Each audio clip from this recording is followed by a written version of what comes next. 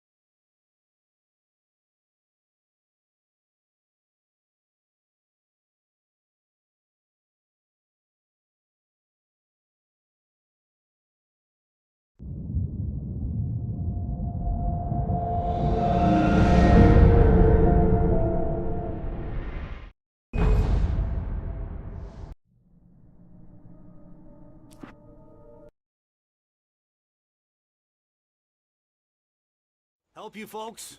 Name's Randolph. I'm the manager. We're looking for Rose. Works as a waitress down at the diner. Rose, sure. Nice girl. Who wants to know? I'm Alan Wake. Heard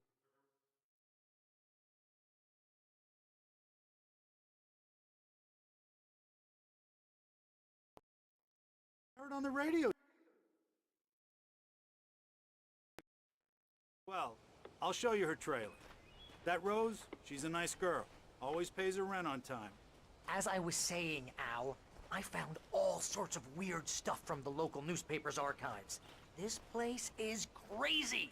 Disappearances, mysterious deaths, urban legends come true, and get this, most of this stuff takes place around Cauldron Lake.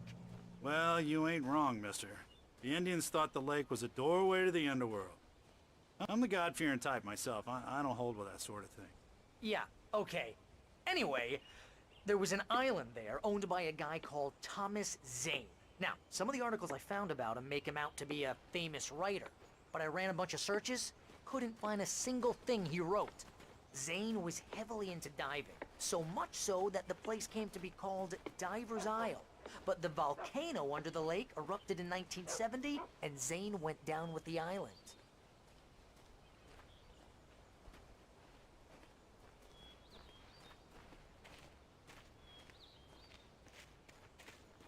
Yeah, how about that? It was there in the morning, as if it had fallen from the sky. But it would take a tornado to lift something like that. We're damn lucky it didn't crush any of the trailers.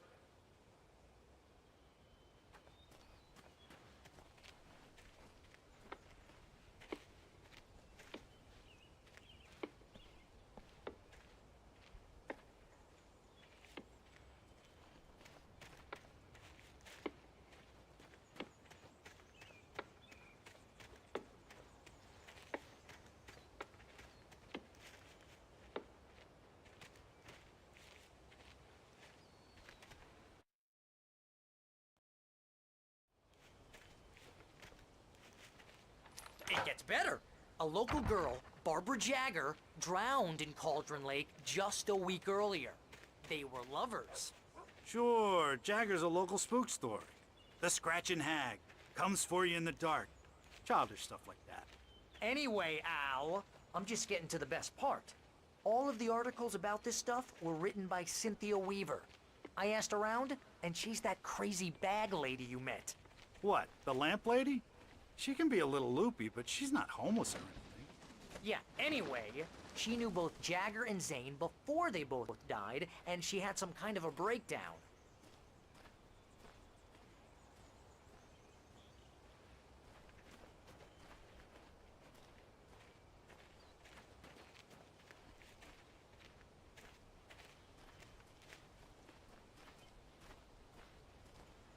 Well, mister, this here's Rose's trailer.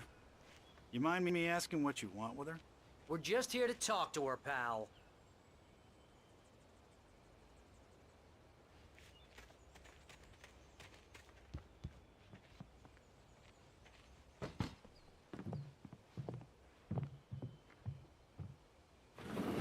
Welcome to...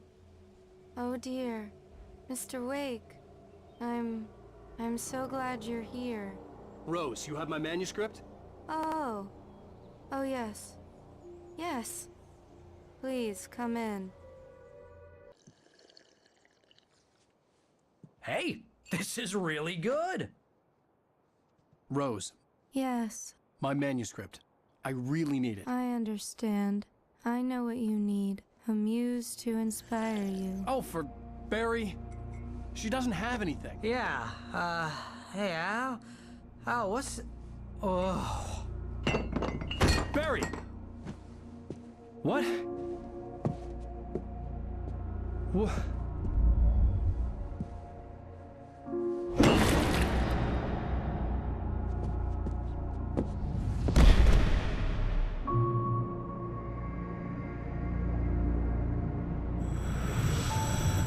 It's coming for you, hiding in my barber's skin. I'm too weak to stop it. You must turn the lights on. I promised I'd come visit you and your lovely wife. You must finish what you started. I insist. You must turn the lights on. Turn the light on. Back to work, boy.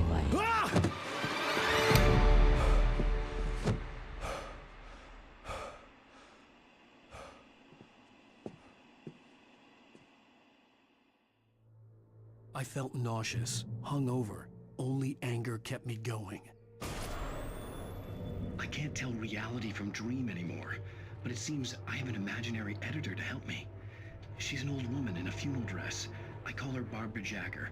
She's very strict. I'm writing faster and faster. My manuscript is being heavily revised. The edits are getting very aggressive, and each day there's less of me and more of her. I hate it, but I know she's right. She promises me I can save Alice this way. She knows more of this than I do. About the complex incantation I'm attempting. About this place. She's worked with another writer under similar circumstances, Thomas Zane. The genre of the story seems to be shifting. It's turning into a horror story. I'm getting close. I can feel it. Rose took a day from me. I had less than 12 hours left to meet the kidnapper. All I could do was get Barry into the car, work something out once I got on the road. Welcome to the Oh Dear Diner. What can I get you today? Coffee? I couldn't work up much hate for Rose. Something had used her to get to me and left its mark. First refill is free. Milk and sugar on the counter there. Would you like to hear today's specials? Thank you. A nice day. Come back soon.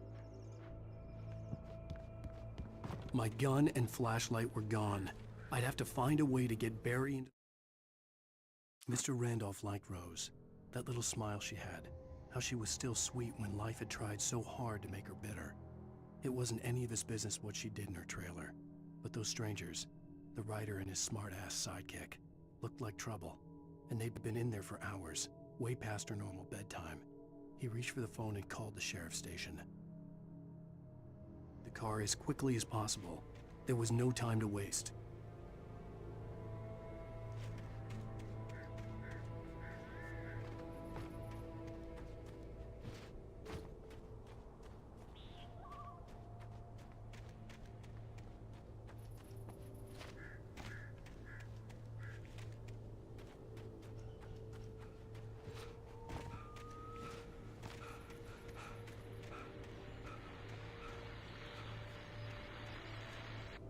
I just stepped outside to catch a breath of fresh air. Let me tell you.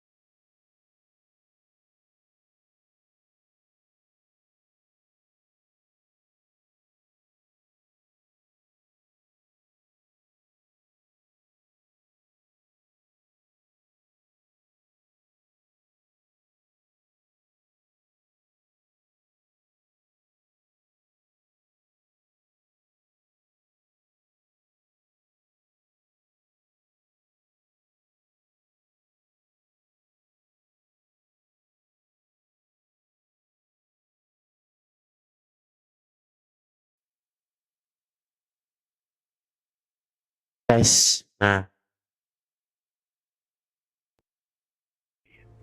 Nights like this make me especially glad I'm here talking to you and not home in bed. Once the weather takes a turn like this, I can't sleep at all. It's all tangled bed sheets and dark thoughts, punctuated by the occasional plunge into nightmare. Is it just me?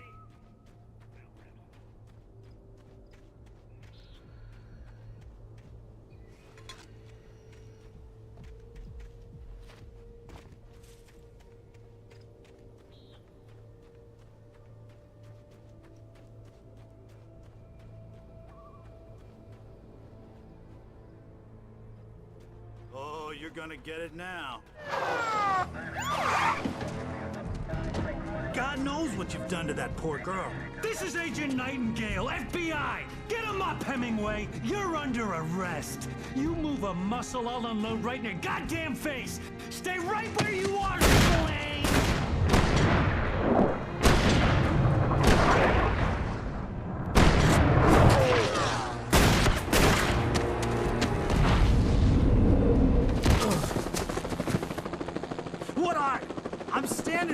here, you goddamn maniac!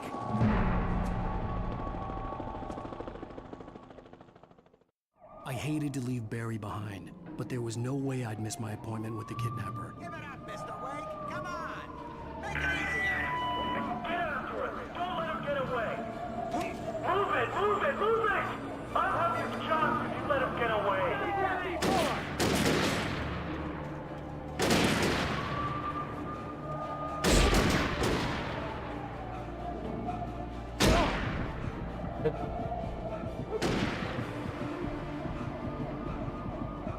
God damn it! Where did he go? Stop!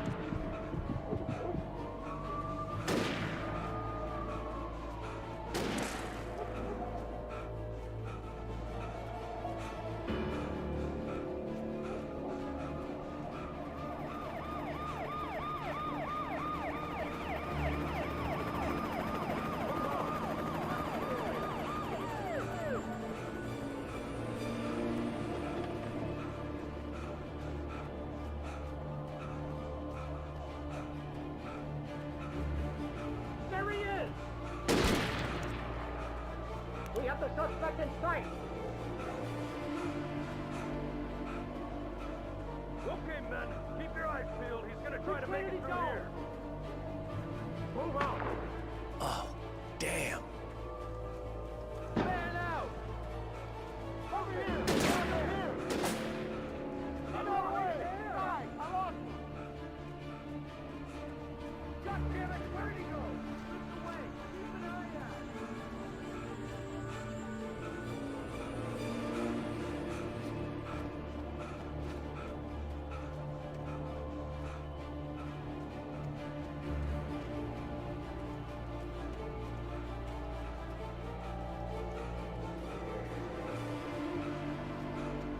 He's gone!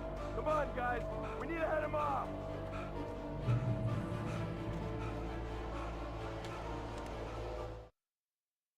For decades, the darkness that wore Barbara Jagger's skin slept fitfully in the dark place that was its home and prison. It was hungry and in pain. It dreamed of its nights of glory when the poet's writing had called it from the depths and given it a brief, terrible taste of power and freedom. The rock stars had stirred it from the deep sleep the poet had sunk it back to in the end. When it sensed the writer on the ferry, it opened its eyes.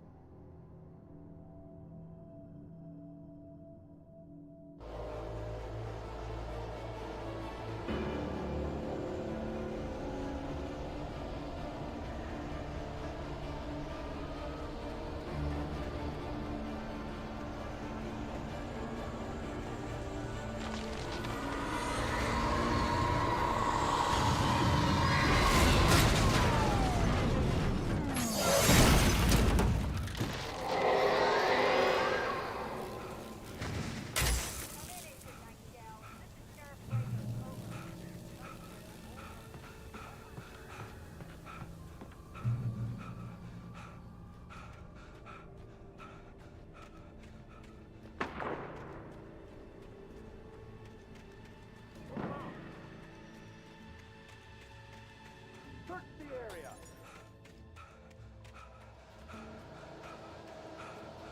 Stay sharp! This way! Over here!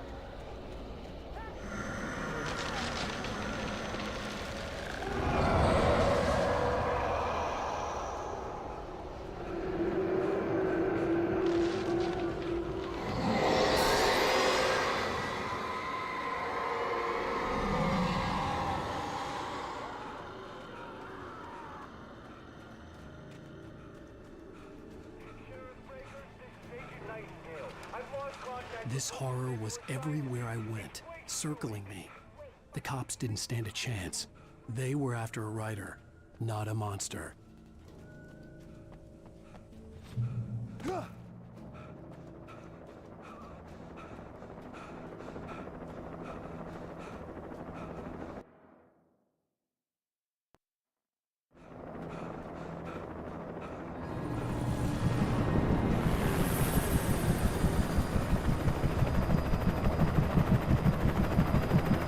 You on the ground!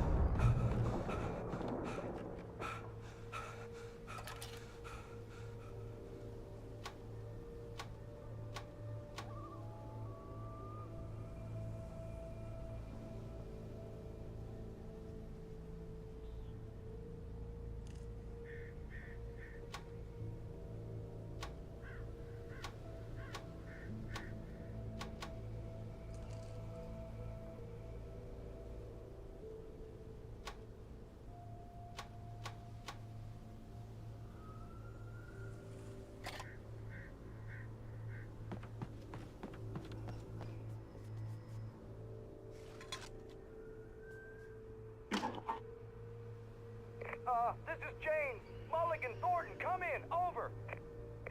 Thornton here. James, we got both Wheeler and Rose in custody. They didn't put up a fight or anything. Why, they were... Hey, what are you... Come on! Sit down and give me that. James, Mulligan here. Over. Go ahead, Mulligan. Over. We got Wheeler and Rose here. Wheeler's drunk or hopped up on something. Speaking of which, that Fed had a pretty distinctive whiff of Otis Scotch about him, you know what I mean. Over. I could see the lights at the radio station in the distance. I don't have anything on that, Deputy Mulligan. Over. Well, whatever. Anyway, Rose is just being plain weird here.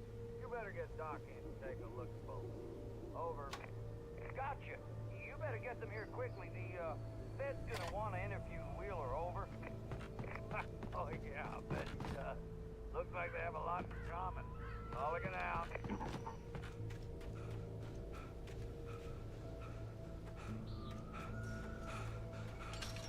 I imagined that the broadcast tower in the distance was part of the local radio station. Maine seemed like a decent guy. Perhaps he could give me directions to the coal mine.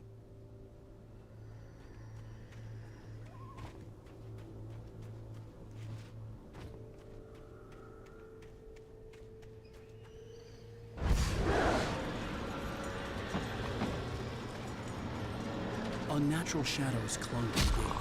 The darkness that was after me was trying to stop me. I wouldn't get through without a light.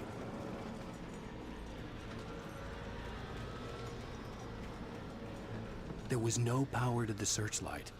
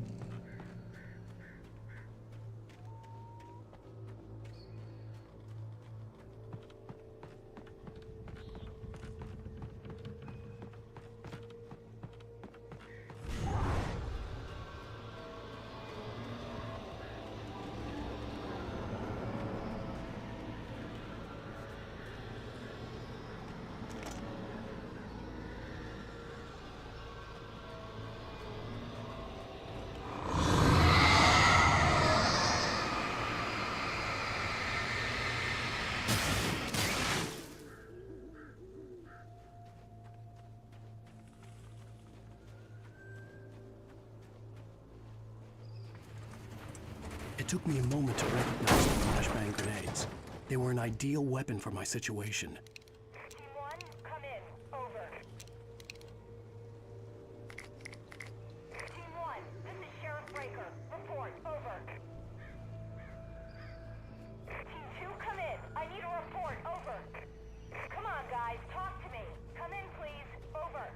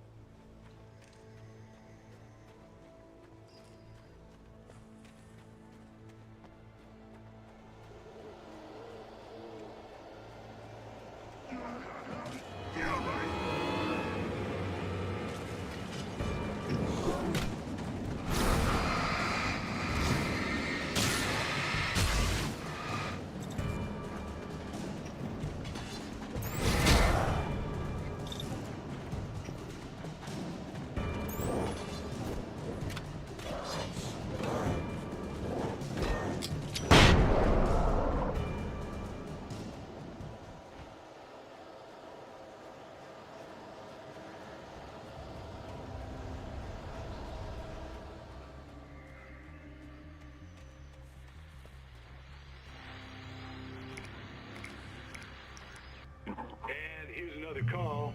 You're on KBF-FM with Pat Maine. It's Milt Peabody, Pat. What's on your mind, Milt? Well, I live near the trailer park, Pat, and there's a big ruckus going on over there. Well, that's just up the road from me, too. What's going on, do you know? I don't know, but there's a bunch of police cars there, lots of sirens, a helicopter buzzing around, and I think I heard some gunshots. Gunshots? Yes, sir, like from a pistol. So can you find out what's going on? Because it's just next door and they're popping off guns there. They're still shooting? No, it was maybe 10, 15 minutes ago. It sounds serious, Pat. I'm telling you, it don't sound like no party. Well, I'm certainly going to give the station a call, Milt. Okay. You'll hear it here as soon as I hear from them. Okay, thanks.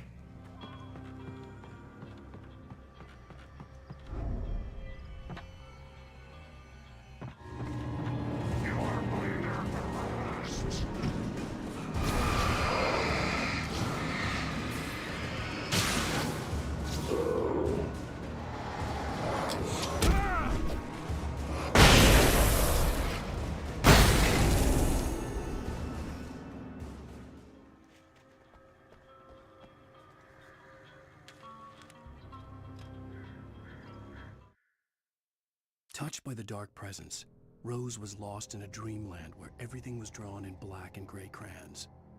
The old lady had promised her that all her wishes would come true. She would be Alan Wake's muse. She was smiling so hard it hurt her face. She crushed a bottle full of sleeping pills into the coffee. Deep down inside, she was screaming in terror.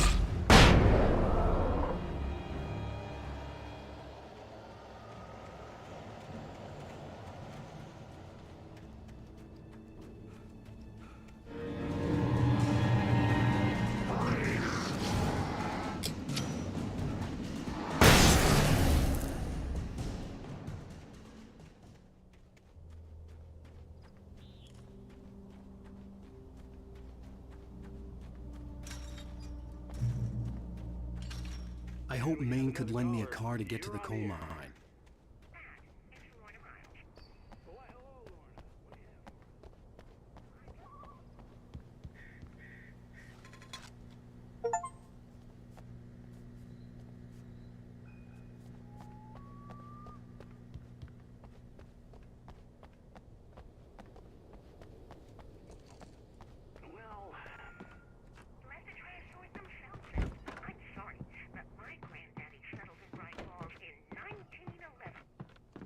Thank you very much for that compassionate viewpoint, Lorna.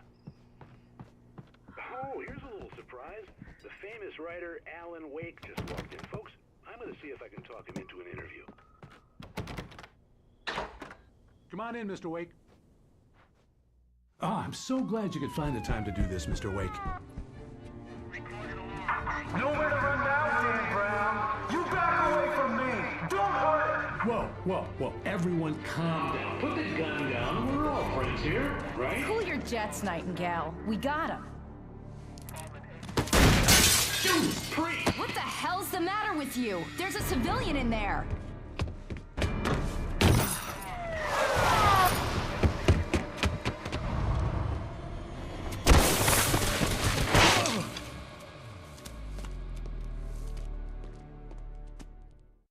I'll get you yet, even if it kills me. You hear me?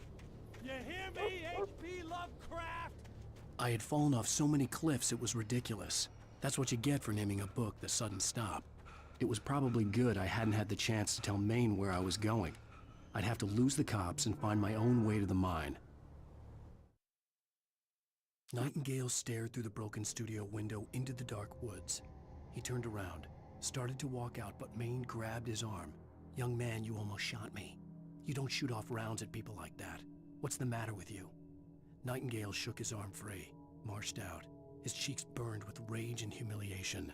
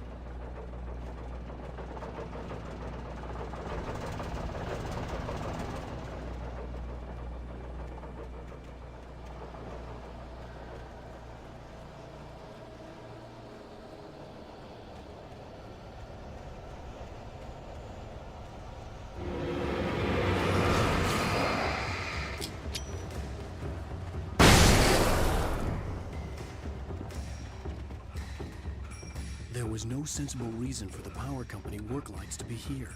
It was almost as if they'd been left for someone like me to use.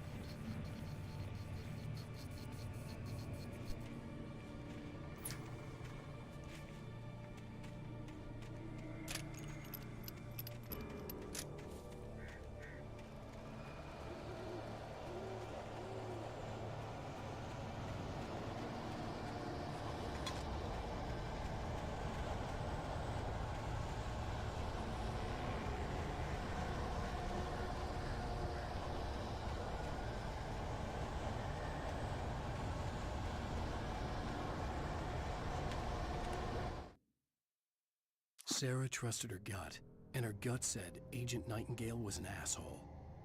He felt wrong, and it wasn't just the smell of stale booze. It was in the way he flashed his badge, pulled rank, the look in his eyes when he wanted answers. Where was Alan Wake? What was this about an accident? Where was his wife? And most importantly, why did she let Wake go? He wouldn't answer her questions. Federal business was all he'd say.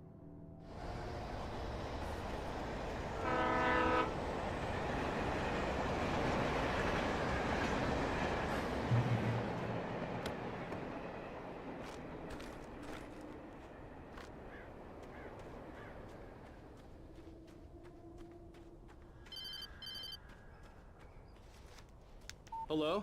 The most stubborn man I've ever met. Alice? Alice? Alan, I'm so afraid. Keeps me in the dark. Please help me. I look at you, Alan, and it's not you. Something else. Looking out from behind your eyes. Alice, I'm here. I'm so alone here. It's all gonna go to hell. You need to be careful. Cooperate. The connection had been terrible, but that wasn't the only thing that hadn't been right with the call. She sounded wrong somehow, but she had called me.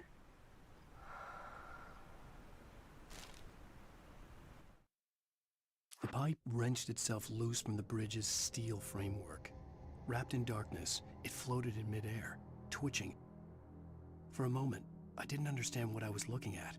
The heavy object lurched at me with impossible force. I threw myself out of the way, but just barely. When I turned my flashlight on it, it shook in a dark rage before it flew at me again.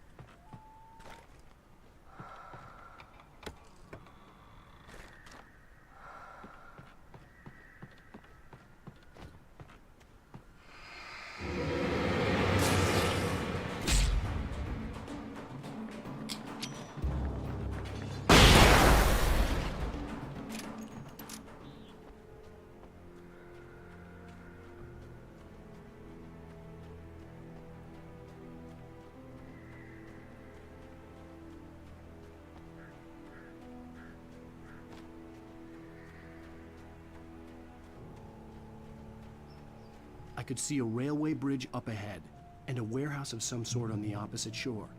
I hoped I could find a car from there.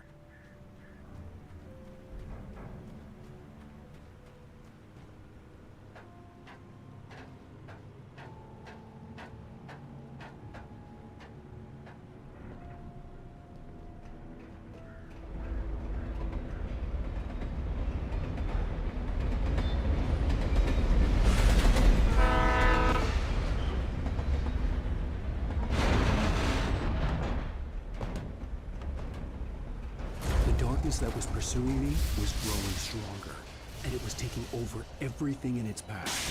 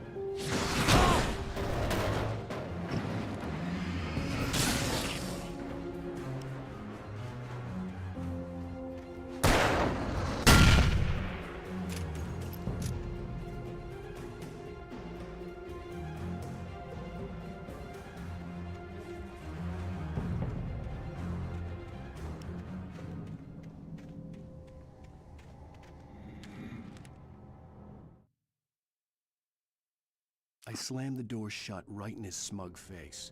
He pleaded for me to open the door. True to form, the asshole actually thought I would obey. I had no sympathy left, no guilt either, not for him. I took a moment to savor the scream. I bet I had a smile on my face. It was all that I had time for. The dark presence was inside the lodge with me.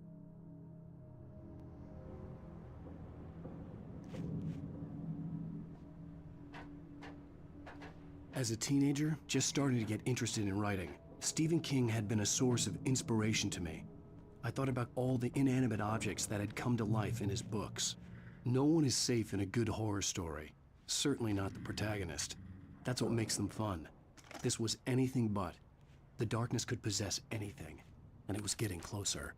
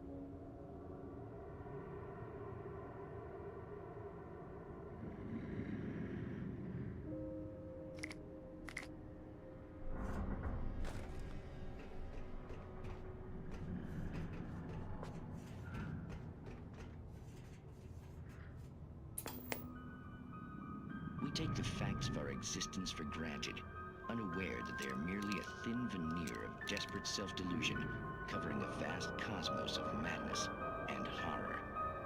All too often, the stars are right. In Night Springs. Tonight's episode, A Family Occasion. Journalist Alvin Durleth's trip to study the local customs of an insular community in Night Springs has been less than successful. Until tonight. Well, I'm glad you changed your minds about this. Ancient customs, local mythology. My editor loves this kind of stuff. Well, Mr. Durleth, we don't want to feel like we're on exhibition. But you have demonstrated the seriousness of your intent. Oh, I am serious. The darkness surged towards me, sucking everything loose from the ground into its depths, tugging at my clothes. I saw the flare the kidnapper had dropped and threw myself towards it just as I felt my feet leave the ground. The darkness embraced me with the force of a tornado. Somehow I managed to light the flare. The darkness roared and cast me away. I fell toward the dark waters of the lake far below.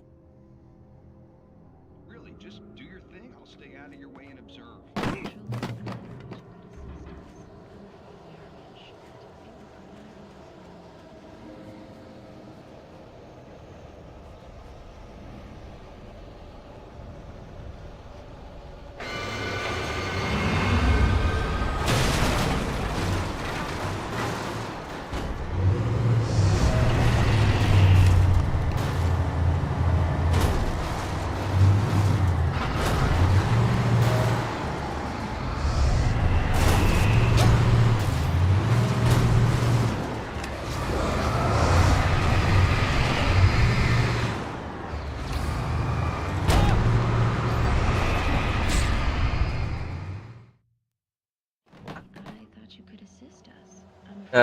Apa aja.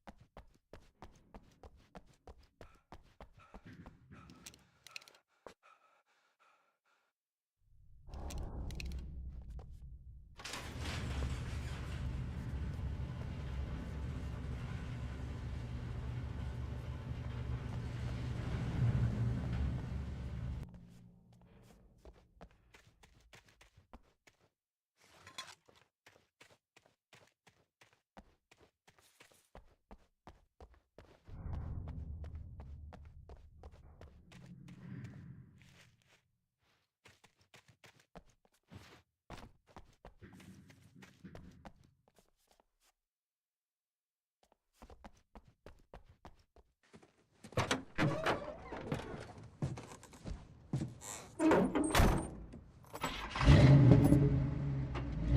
had never been this glad to see the sunrise. I had a couple of hours to get to the coal mine.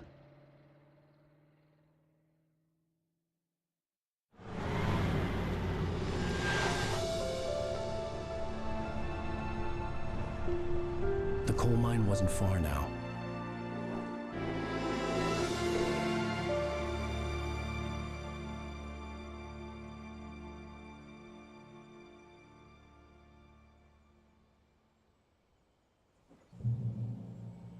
Today, I would meet the kidnapper, and he would give me Alice. I wouldn't give him any other choice.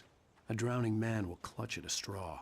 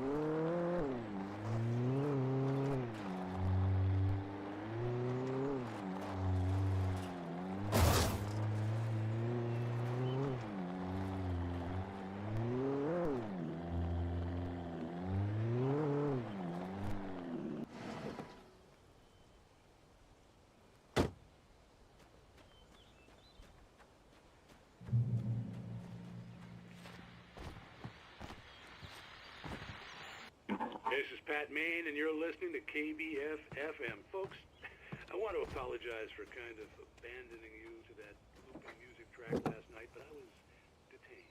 I encountered a big...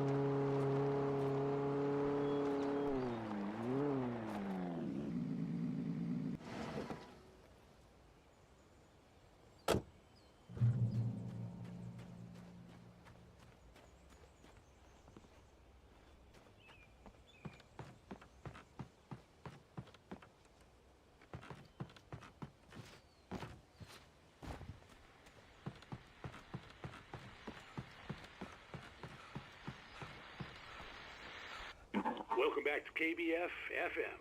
Hope you enjoyed that tune. Now, Doc, you were talking about life and finding that special someone, that soulmate. Well, you were talking about that. I was saying I don't know it. Well, see, to me, that's strange, because I always...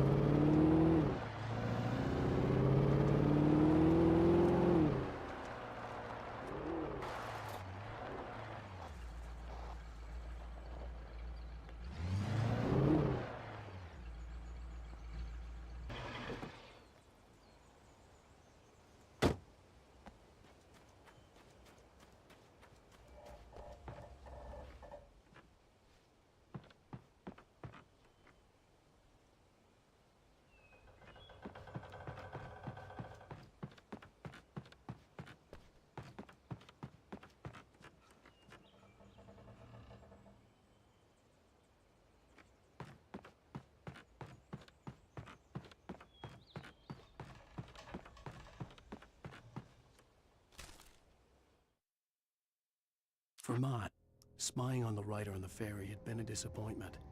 His boss had made Wake out to be something special, but Mott hadn't been impressed. He'd gotten a good long look at the wife, though, and he liked what he saw. Mott had fantasized about goading Wake into a fight, but it hadn't happened. Still, he'd get his chance to see if the writer had anything in him. He'd been promised as much.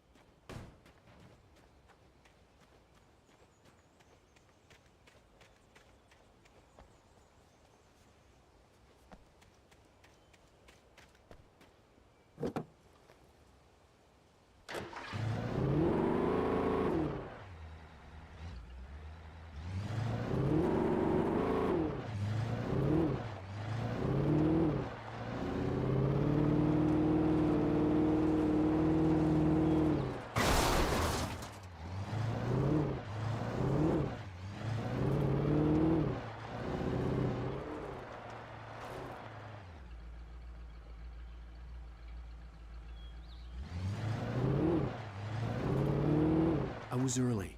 I was supposed to meet the kidnapper at noon in the main building. The coal mine was quiet. It was a museum now.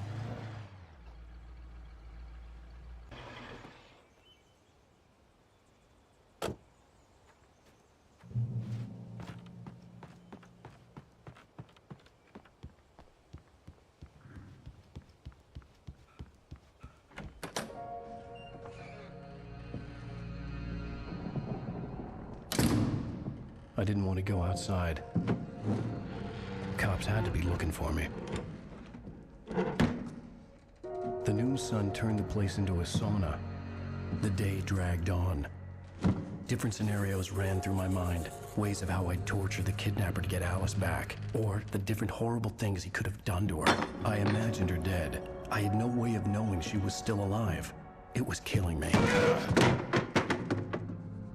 I was running on blind hope. It was all a waste of time. The bastard never showed up.